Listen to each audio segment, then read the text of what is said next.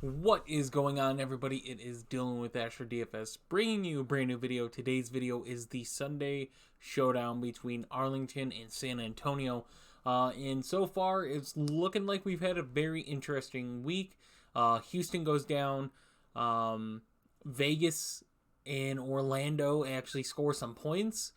I don't think that was a shock to a lot of people. And DC, only undefeated team. They continue to roll. So this game, in all honesty, if just looking at numbers, looking at stats, looking at matchups, looking at how teams have played, this is not looking very good points-wise. Now, we can have a one-off game, and these two teams can actually just score on each other. But I think one thing has stayed consistent with both of these teams, and that is that their defense is better than their offense. So we've seen San Antonio have some life offensively in some games, but Arlington, we've yet to really see that explode. We have yet to see that offense look really good. But defensively, you have two pretty solid defenses, I would say. As of right now, I'd probably have to give the advantage to San Antonio being at home, even though it's not too much of a road game for Arlington. But nonetheless, it is a home game for San Antonio, so the advantage goes there. But breaking this down, I mean, I could break it down team by team. And on Arlington's side, no player above 10K, 3 above 9. Kyle Slaughter, quarterback for Arlington for now. I think they expected a lot more out of him.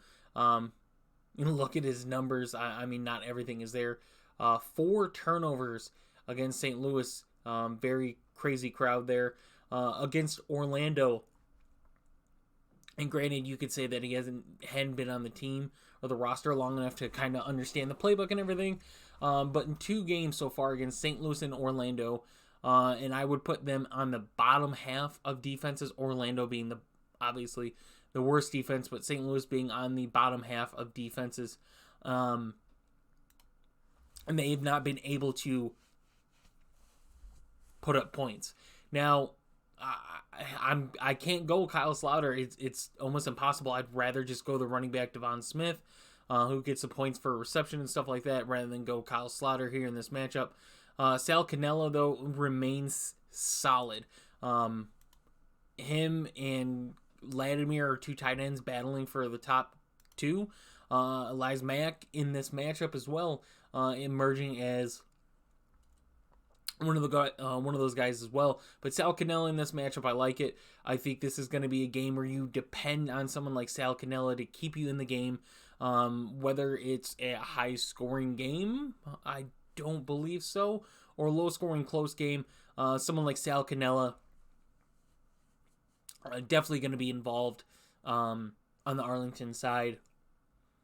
Devon Smith down here at 9K, another name I mentioned. I'd rather pay 9K for Devon Smith than Kyle Slaughter at 9,400. I'm okay with getting beat if Kyle Slaughter has a really good game, but we have yet to see it. We have yet to see this offense look good, and San Antonio's defenses look good. I'd put them. I mean, arguably, we could say both these defenses are top 4 and both offenses are bottom 4.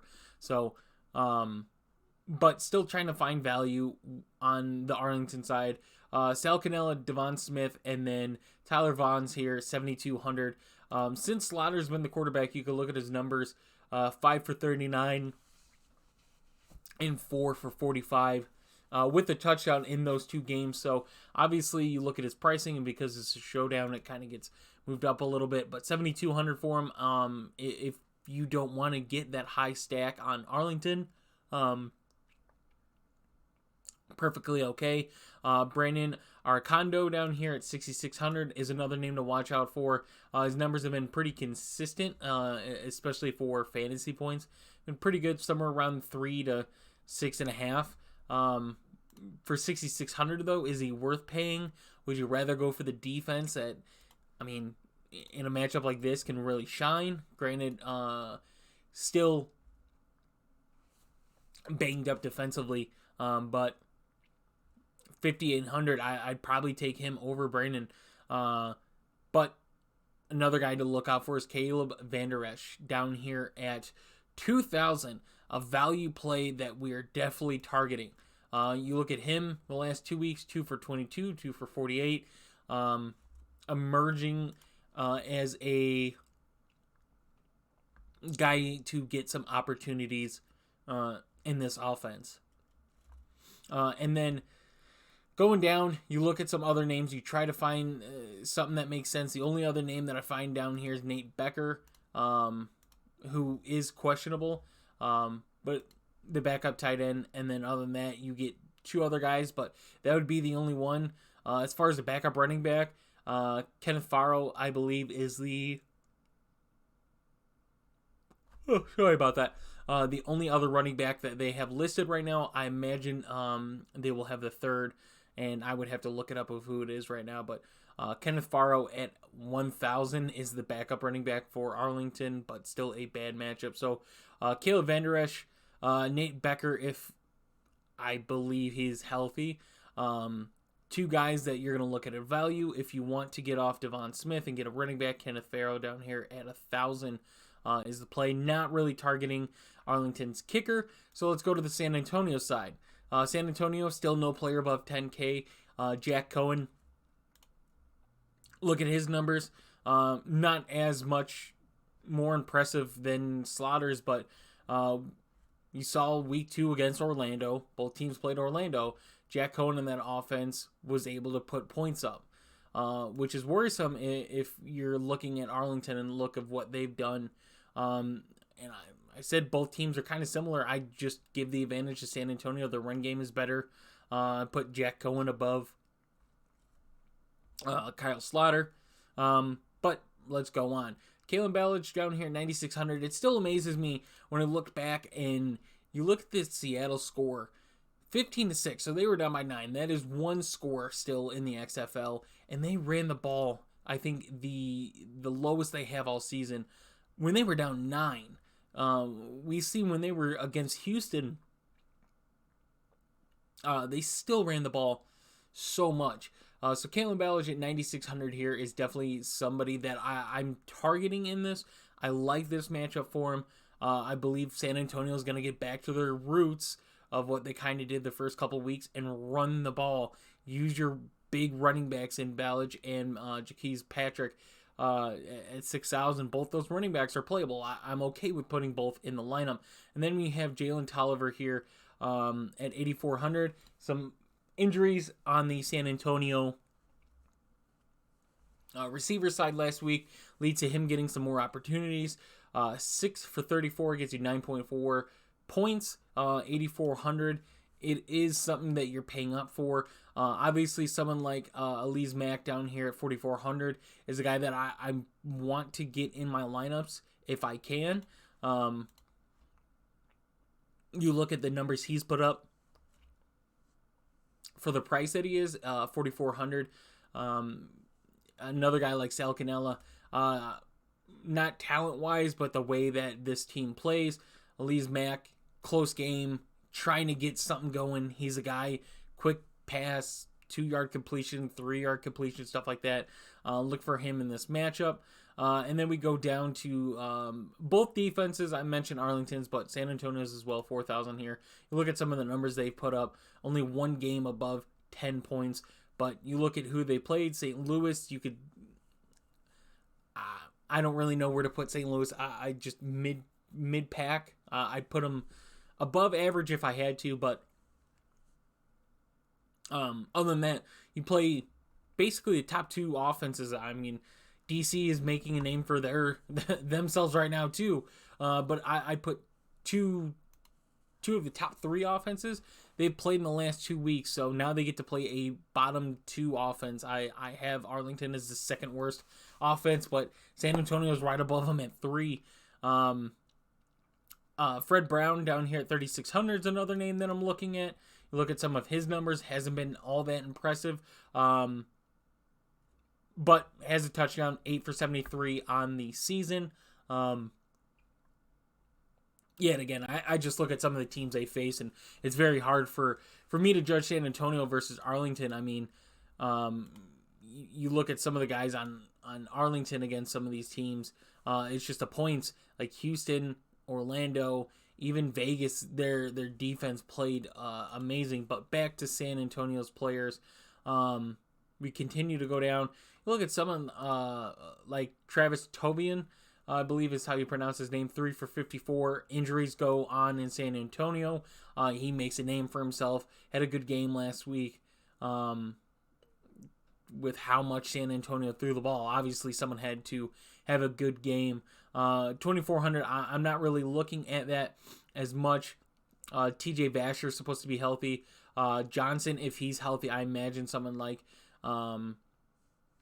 Tovian. I'm botching his name. I already know it. But looking at someone like him to probably be inactive. Other than that, Deion Yelder is another name that you could watch out for. Look at him against Orlando. St. Louis hasn't been included the last 2 weeks, but definitely somebody behind someone like Mack, who San Antonio uses their tight end. So if Mack were to get hurt or anything, some opportunity there. And then I do like John Parker Romo. Every week they mention, oh, you got to trust a guy when he's got the last name Romo. But I think for games that he's had to kick, he's been pretty solid. He's been a name to where when you see San Antonio kicking the ball, there's a chance. There's teams like Vegas where you're like, it's probably not a chance. San Antonio's one of those teams, and he is at the minimum at 1,000. So I'll just try to do an example lineup, and this one is going to be hard. Just going to look at some names and put them in. Mac, I mentioned, just a cheap name to get in there. I do want to get an Arlington stack. I know it's bad. Vaughn's in there. Don't really want to get them. I need another cheap name that we like. Let's get Caleb Vanderish. Let's see what that leaves us. Let's put Caleb Ballage as our captain. And then Devon Smith. Obviously not rocking with Tolliver.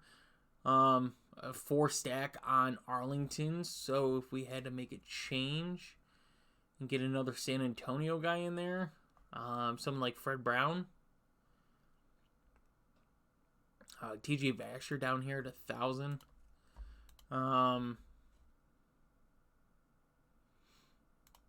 Get someone like TJ Vasher. You leave some money over.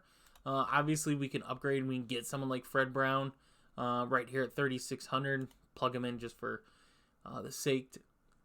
But yeah, I'm not in love with quarterbacks. I know by the amount of players that I have, I just think those guys outscore the quarterbacks just because they get that 1 point reception bonus. So both defenses, I think you can easily have both defenses in your lineup tonight and it wouldn't be bad.